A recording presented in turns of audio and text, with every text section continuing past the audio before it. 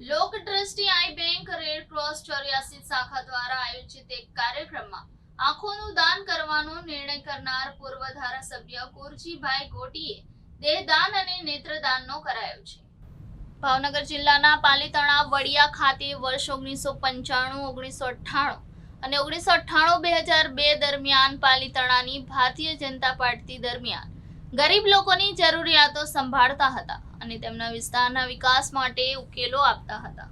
જનસંઘના સમયથી સક્રિય રહેલા પૂર્વ ધારાસભ્ય કુંવરજીભાઈનું 91 વર્ષની વયે સુરતમાં સીમાડા ખાતે તેમના નિવાસ સ્થાને નિધન થયું હતું।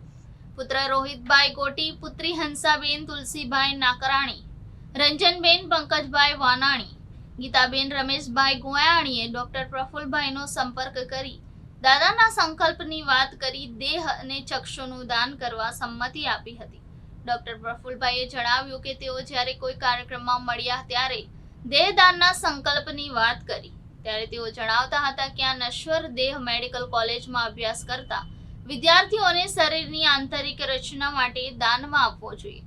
તેમના કહેવા પ્રમાણે જ્યારે લોકોને દુઃખદ પ્રસંગોનો સામનો કરવો પડતો હતો ત્યારે તેમને શરીર ચક્ષુ દાન કરવા માટે પ્રેરિત કરતો હતો।